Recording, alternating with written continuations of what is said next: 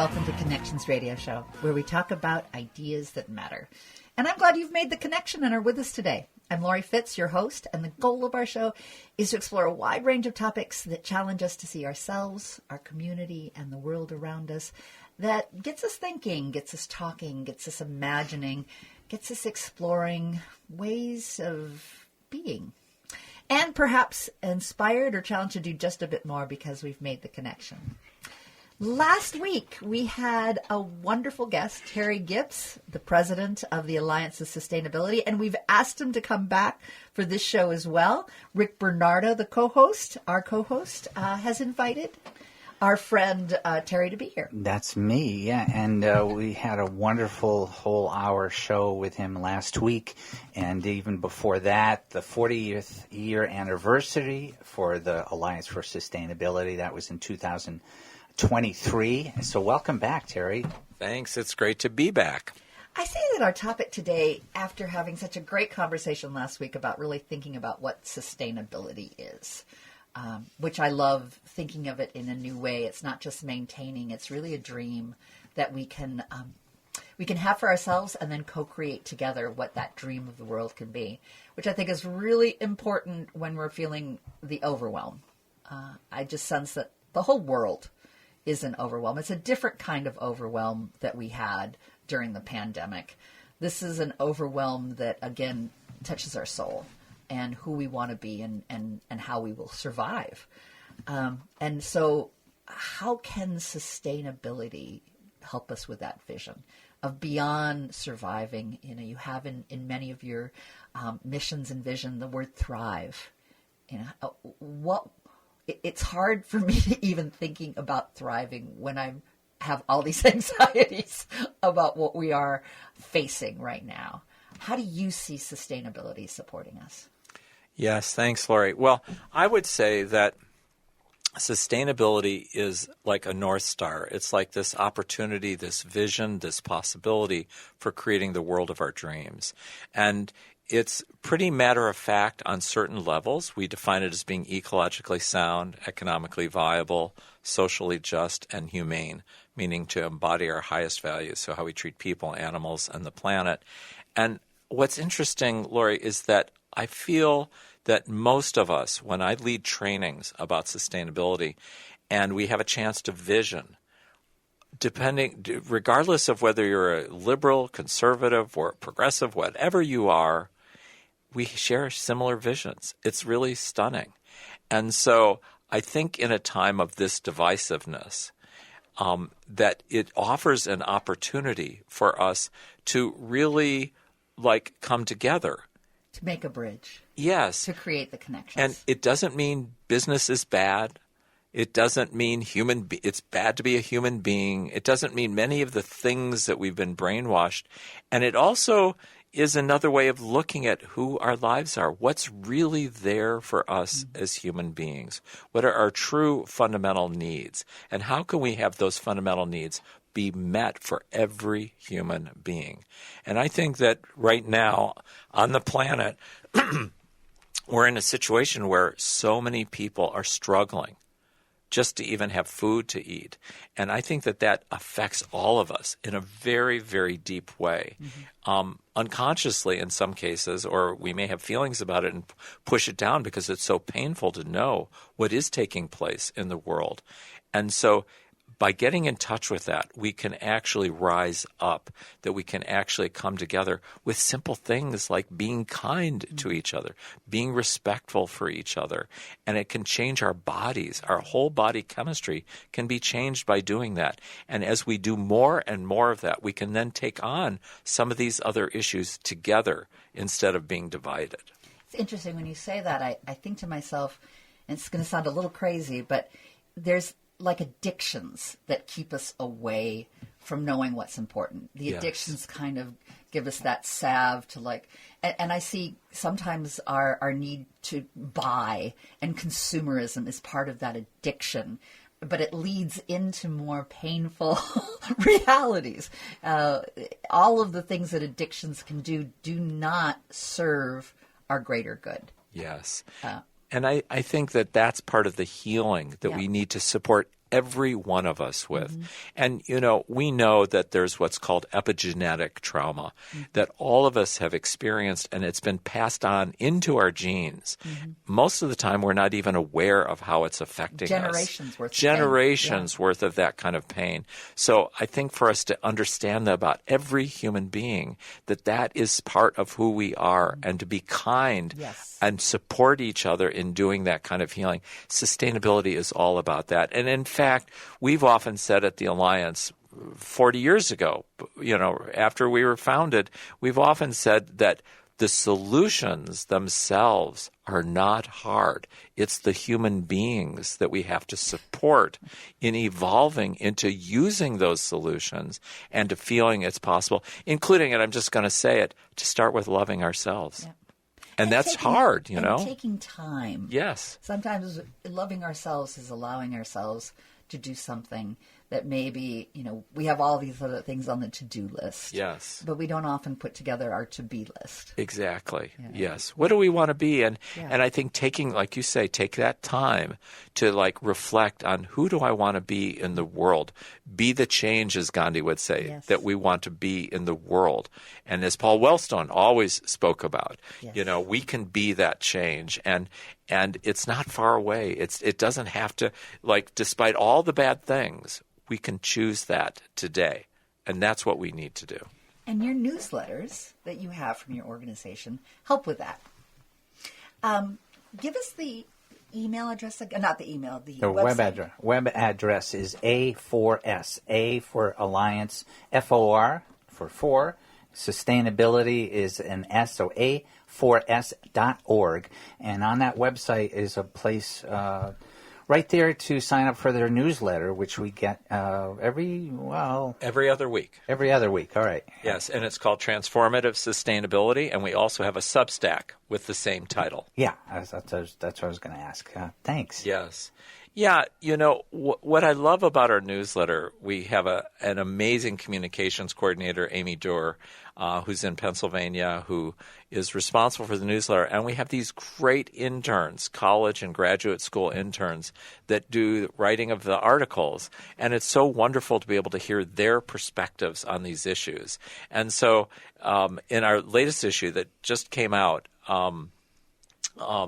we've got an article by one of our interns who's at Washington University, and she herself is just an amazing person, Danby Yu, and who's at Washington U in St. Louis, and she wrote an article about vegan fashion.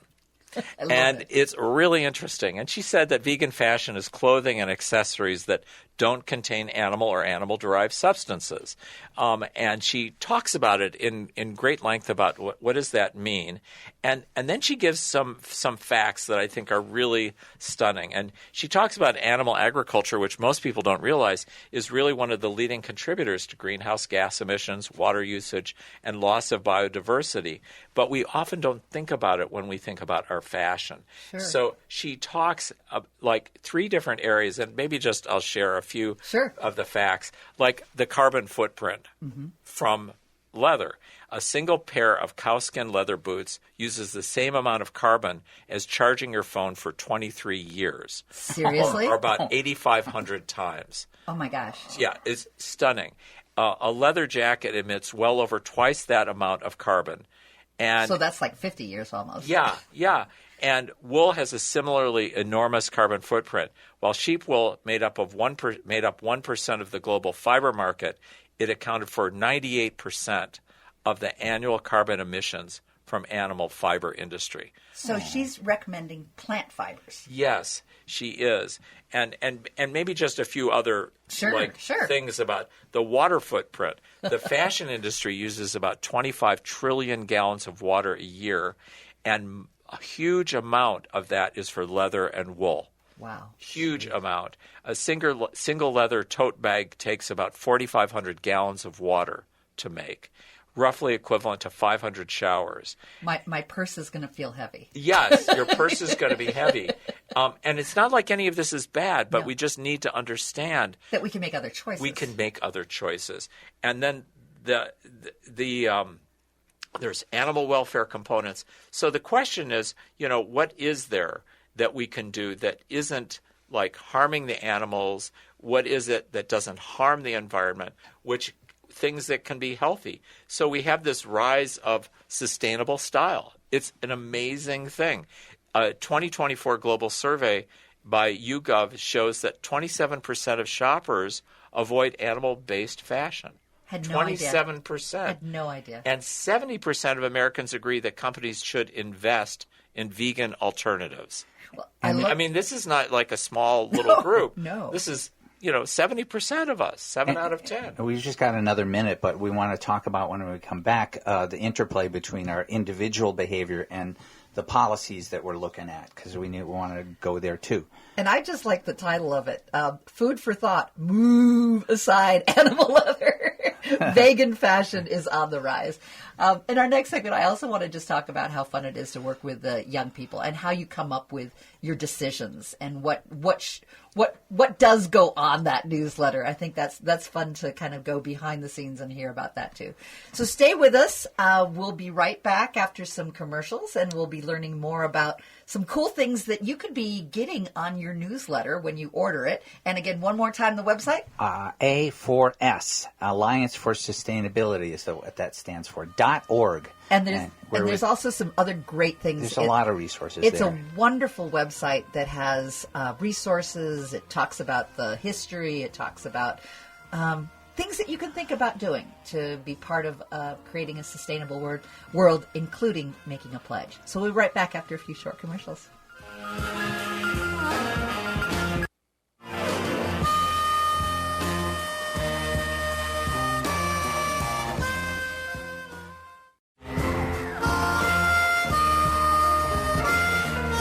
Welcome back to Connections Radio Show, where we talk about ideas that matter. And I am glad that you have joined us today. I'm Lori Fitz, your host, and I have Rick Bernardo, our co-host. And our topic today is living with our overwhelm. How can sustainability support us to be thinking in new ways and acting in new ways to create a world that is our dream, a dream come true? I love being able to think about it as pursuing a dream. And to do that, we have the president for the Alliance of Sustainability and founder, Terry Gips. Welcome. Thanks so much. Great to be with you. In our last segment, we were talking a little bit about an article that I find wonderful that's looking at vegan fashion. And I'd love to hear an example of what kind of cool vegan fashion there's out there. Well, I did not know, to be very honest, until this incredible intern from Washington University, Dan BU, came up with the article that there were so many great alternatives, things like cork and other things. But the one that's cork, I have this vision of wearing like a bazillion corks from my wine bottles. Exactly. I'm hoping that that's not what it is. No, it's not. And what's very cool is that we now have processes to take these natural items like waste pineapple, waste the fiber, from the pineapple that is thrown away, the and core. make the. I normally don't use that. The outside, that we can make it into materials that we can wear, shoes and other kinds of products. Very Polynesian. Very, very. And what's really cool is, like, the most weird and wild one for me was actually leather made from cactus. I mean, that idea. sounds pretty prickly to me. Does. It's pretty weird. But cactus leather, it's sold by a company called Deserto, saves 1,864% of the carbon equivalent of emissions compared to leather. Huge, massive, off-the-charts, amazing thing. And it's done sustainably. I'd love to see a cactus farm. But the first thing that comes to me, though, is it seems like cactus grows a little slow. It does. So I hope we wouldn't like we'd No, have they to have figure to grow it sustainably. That's Yeah. what they do. Yeah. They're actually planting it, which is great, and then they harvest it. And you could eat cactus too, which Yes. is traditional. Yes, yes. But to be able to make a leather from it that is great and That is comfortable new. and looks great and feels comfortable, which is biodegradable also in the end. I love so it. so most of the leather, that's not biodegrading for a long, long time because it's been treated. So this is like a really great sustainability solution. And that's one of the core things at the Alliance that we love the interns discovering, is that we have all of these great solutions for some of our biggest challenges. And I want to get to that. You've got these great interns, and they're all over the country. And you put this out once a week. Every other week. Every other week. I want to kind of a sneak behind the curtain. What kind of... I envision a really cool conversation where people are pitching their ideas of what's going on this week. So tell me about that process. That's exactly what we did.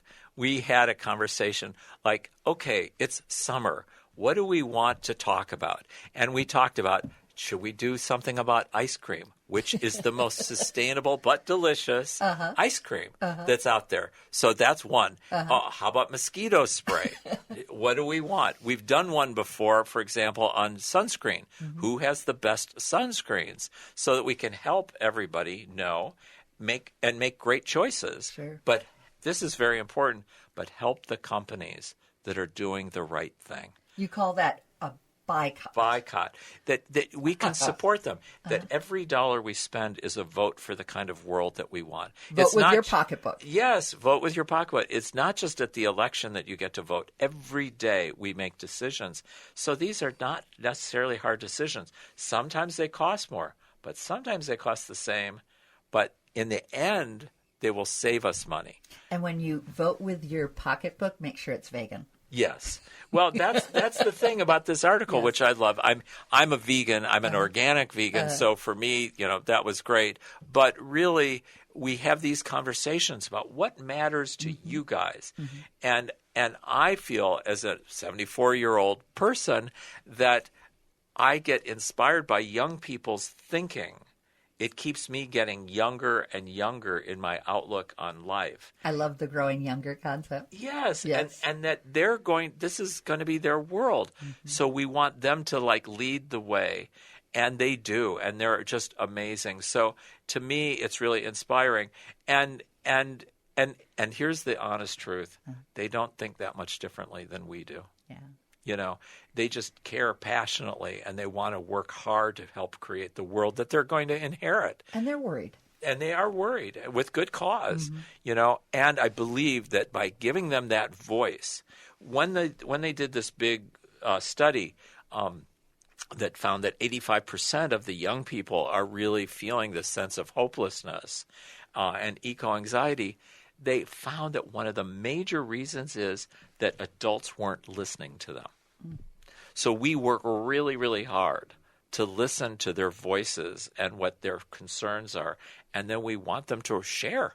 And we don't just say, do a straight news article. No, we want them to actually share their feelings about the subject. And to me, that's really provocative. So that really is awakening, and it makes it great reading. Part editorial, then. Yes. As well as Absolutely. Investigative. Exactly. It's doing the both. And I think it makes for great reading. But at the same time, it's like for older people like myself, it's like, oh, I could do that. This isn't hard. This isn't bad. It's like we all can do this together. You have another article. Yes. And this one was kind of a surprise to me as well. Well, and this is a good example of an article that they chose, that they got excited about. And I'm just being reminded by my co-host that I asked that question and we only have a minute and a half. That's okay. So I'm going to have you preview it and make sure that we have more time. We'll come for the back. next segment. Yeah. Yeah. Well, we always feature a take action in our newsletter. What's one simple step that you can take? And this one is to stop grocery stores from contributing to climate change. Now, who would think grocery stores? That's exactly the reason the interns wanted to do this article. I was really surprised. They didn't just want to do it. They felt we need to do it. And that passion is something that we want to listen to. Exactly. And maybe the only precursor I'll say is a recent EPA investigation found that half of the stores it visited had leaks of these gases of hydrofluorocarbons from their refrigeration units that is really seriously impacting climate change, causing much more climate change than even burning fossil fuels. So we're going to talk about refrigerator technology, how that we could dismantle that to create sustainability. Yeah, how we can change that, and you can use your voice to get these companies to change. Well, we'll talk more about that. Alliance for Sustainability's website, a4s.org, and we're with Terry Gips, president and co-founder. And stay with us. We'll be back after just a few of those wonderful commercials that sustain AM 950, the progressive voice of Minnesota.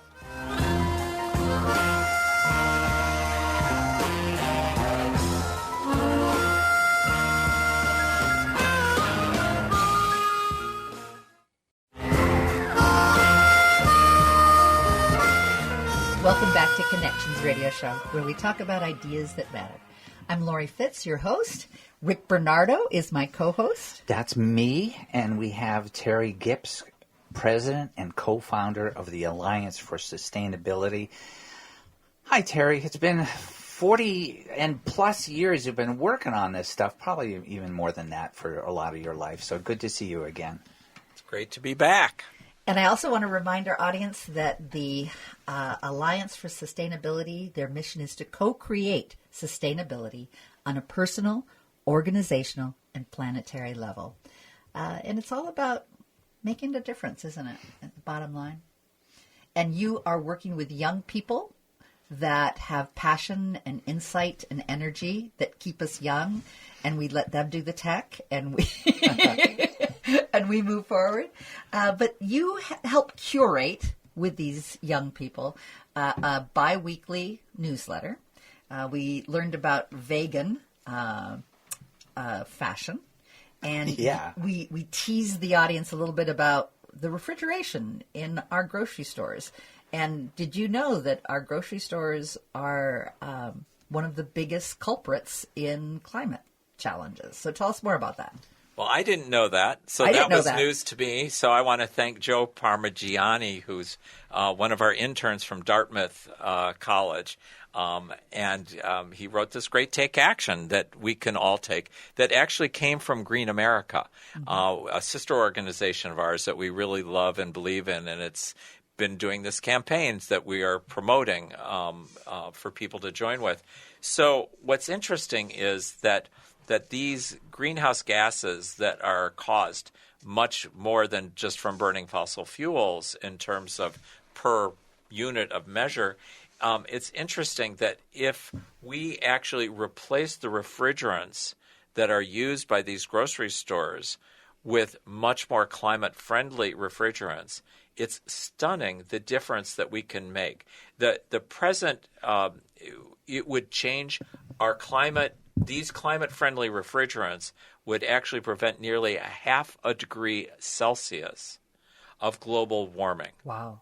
0.5 degree. That's huge. Like huge. Huge. And I had no idea. And better refrigerants could prevent 460 billion tons of greenhouse gas emissions. Now, that sort of leaves me cold. I don't know. What is 460 billion tons? That is the equivalent, this savings that we could have by making this shift, to 97 billion gas passenger vehicles driven for a year. Wow. 97 billion. So we're not talking little numbers here. We're talking huge, massive impact. And that's equal to the power produced by 124 million wind turbines. 124 million, that's the savings That's how many turbines we would need to make up for this. So this is not a difficult thing for these to change, and that's why we're doing the Take Action. And that's why we do a Take Action in each issue of our newsletter, because we easily, in 30 seconds, can send a message to bring about these changes. And I like how you said this leaves you cold. Yeah. Really cold, frozen. Changing our refrigerator technology. Yes. And I may be asking too technical a question because I'm fascinated by this. Yeah. What is the difference in the refrigerants?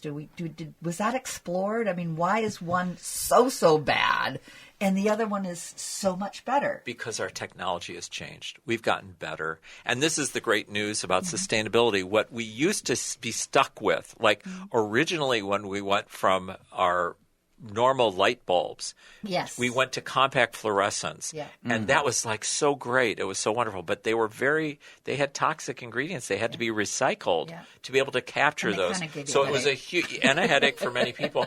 And so we had to make, that was a big change. But now we have LEDs. Which are amazing. So it's the same thing with refrigerants that because we realized the problem, we had to come up with better refrigerants. And fortunately, we did.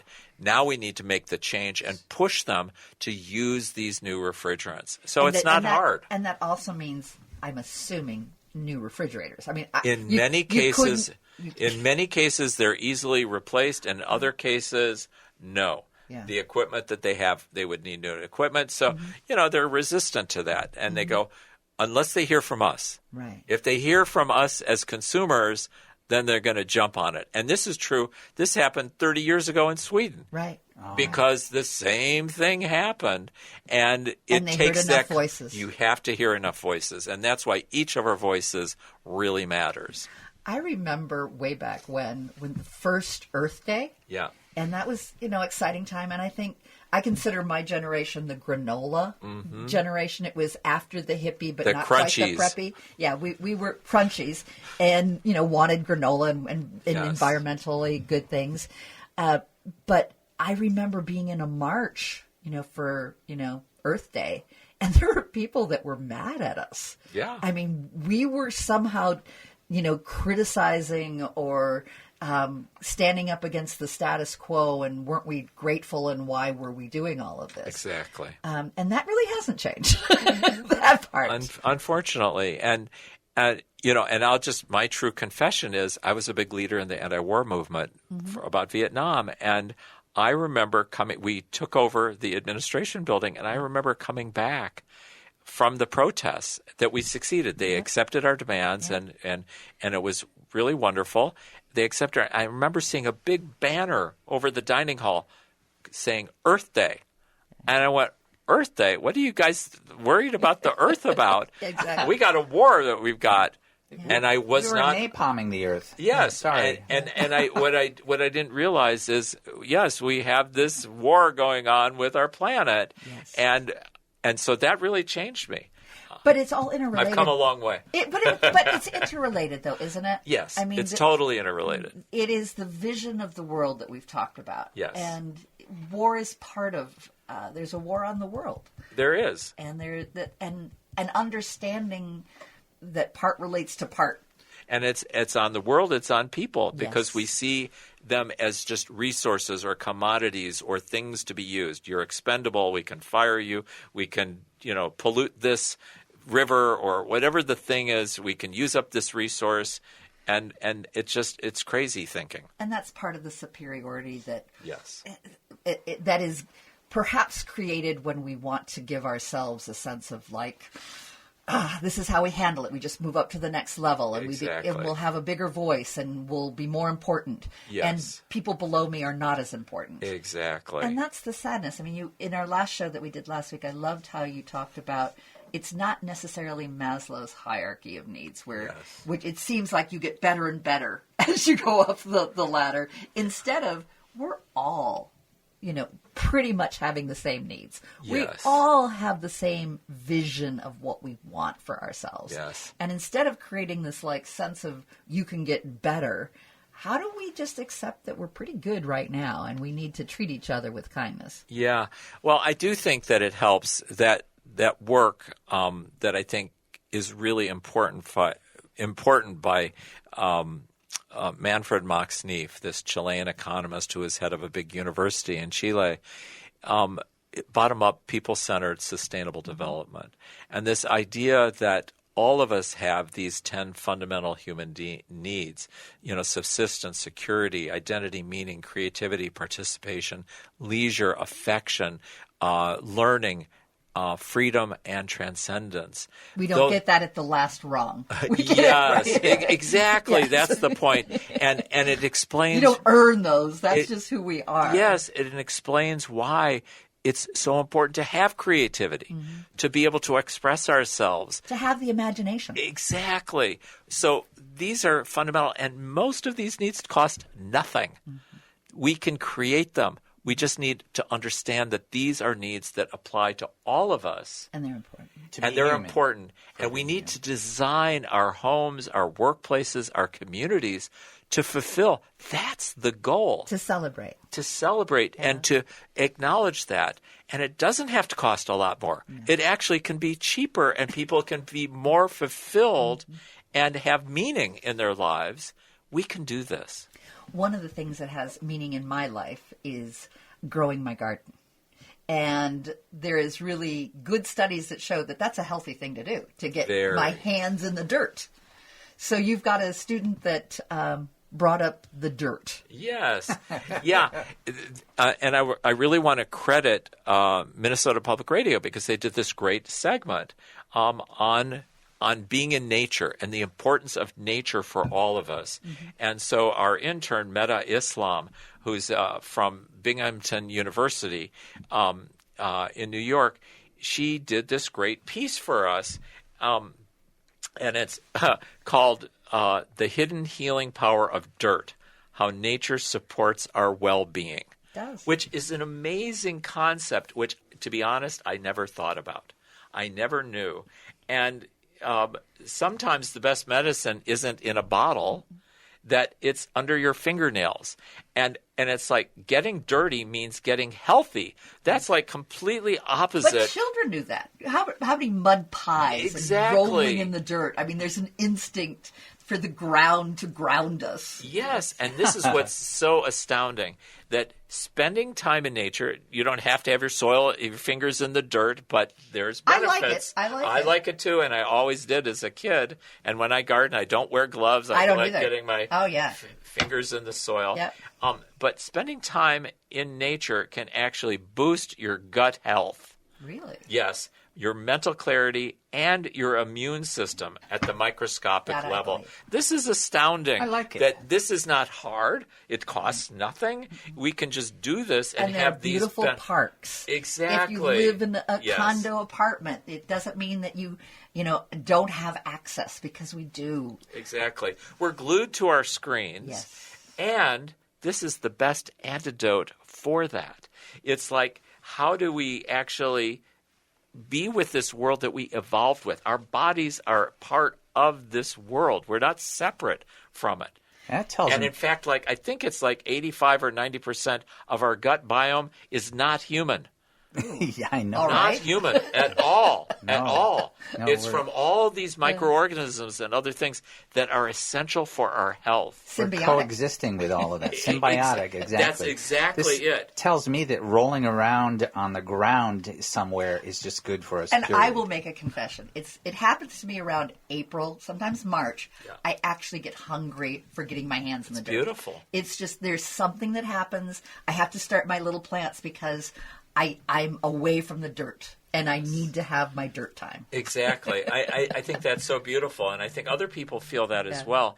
And new research highlights how exposure to diverse microbes found in the soil and natural environments can improve our health, especially by supporting our human microbiome, which is amazing. And so I love this. The Eagle Bluff Environmental Learning Center in southeastern Minnesota has this really great executive director. Are we at time? No, go keep going. Okay. Sorry. Good. And so they have this, and she says, soil has little microbes in it that kind of it sounds disgusting, but they get inside us. And the healthy microbes settle in our gut And a healthy microbiome is really important for our immune function.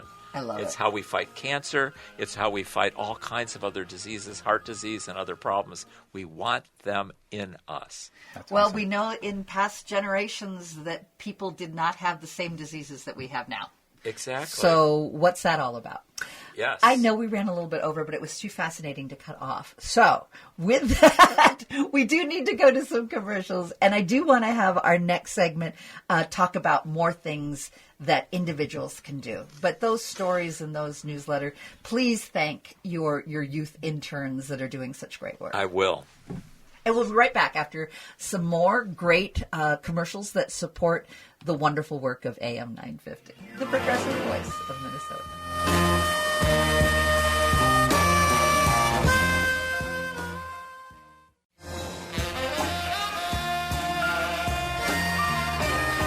Welcome back to Connections Radio Show, where we have been talking about sustainability, a little bit about how we deal with our overwhelm, and we've also been hearing about the youth and their voices, their dreams, their sharing, their research, their ideas, their opinions, their advice on how to create that dream together, how to co-create it. And we've had our president and founder of the Alliance for Sustainability, Terry Gibbs, give us his inspiration and ideas and experience and things for us to think about, which I also want to do during this segment. And Rick Bernardo, you invited Terry, so thank you. I did. I'm to blame. Right. No, you're to be celebrated along with Terry. You're the troublemaker, Yeah. Rick. I know it's good. It's the good trouble, and That's the good and one. I'm proud to be with you, and thanks for being here. Before I forget, A4S stands for Alliance for Sustainability. That's the website, A4SFOR.org. And go to their website. There's a lot of tools. We've been referring to that here and there. And Terry Gibbs and his crew of young and old are working all the time on newsletters and all kinds of things you can sign up for. That's a font of wisdom and practical tips on all kinds of things as well. And in our last segment, we always like to encourage people to take action. One of the things that they can take action on is the upcoming State Fair. Minnesota State Fair is going to feature 4 talks by Terry and his interns. 2 of them are on August 21. That's the first day of the State Fair. At noon, there's one. There's one also at 5 o'clock. These are both happening in the Eco Expo building on the sustainability stage. I love that there's a sustainability stage. Yeah. Is that where the dreams can come true on that stage? And I just want to say that the Minnesota Pollution Control Agency is the sponsor of the whole eco experience The whole thing. and the sustainability stage. So that is our government doing great work. Good. That's great. And it's also a great place to go to bring the whole family, because there are hundreds of great things that you can learn to incorporate into your life. Everything from, if you want to check out some electric vehicles to electric bikes to ways you conserve water and energy, all kinds of simple And things. what days should they put on their calendar to make sure that they come? And that's all at the Eco Expo building. And I mentioned August 21, that first day of the fair. Also August 30th, the next to the last day, at noon and Sunday. 4 o'clock. That's a Sunday. Right before the holiday the next Right day, before which is Labor the Day. last day. Yeah. So August 30th and August 21, and go to the Eco Expo building. It's just, you're going to be at the fair anyway. Why not spend some great time there at that place? I want to talk about a pledge that you have on your website. Tell me about that. Well, the pledge is an invitation to people to actually take a next step. We give 4 different steps that you can take that are really simple, really easy, and you can sign up to take this pledge on our website at afors.org or come to the State Fair and you'll have an opportunity to sign up there. And the 4 simple parts of the pledge is, first, that you will learn, support, and share practices that bring about sustainability, health, equity, and kindness. So that's not hard. You You're want to just learn. And lean you want, in. Yeah, just lean in and you'll talk about them and try them. And then the second is, I'll take action. to support policies, campaigns, and aligned partners that benefit people and our planet. So I will take a step, whatever that might be, to actually change some of these things. Earlier in the show we talked about one of those take actions about Green America's campaign about refrigerants being used in grocery stores. And a cactus vegan purse. Yes, you can do that as well. And third is I will be part of the movement inspiring personal and organizational transformation and fundamental systems change. So I'm not like just out there by myself. I actually want to be part of this movement. I have a community. I have a community. And that, I think, very good point, Lori, is sort of one of the big missings, because many of us feel very lonely and isolated, or, still coming out of COVID, but also with the assault that's taking place on so many different levels, that we can feel part of some group of people that we're really committed to creating the world that we want. And so I think that's important. And then finally, I will share the pledge with my friends and family. So you'll keep it going. You'll keep it going, and that we can all join together and create more than 1 million of us that are making this kind of pledge and commitment to changing the world. Do you keep count? Yes, we do keep count, and you can see the count on our website. So you can just go to the website, you can add your name to it, and you'll be all set. All right. And then I have one other question for you in thinking about a takeaway from today. What would you want to have be the big takeaway to think about when it comes to sustainability? The pledge is really taking action, and I believe when you take action, you're really empowering yourself. Yes. But what's the big picture you want people to think about when they think about sustainability?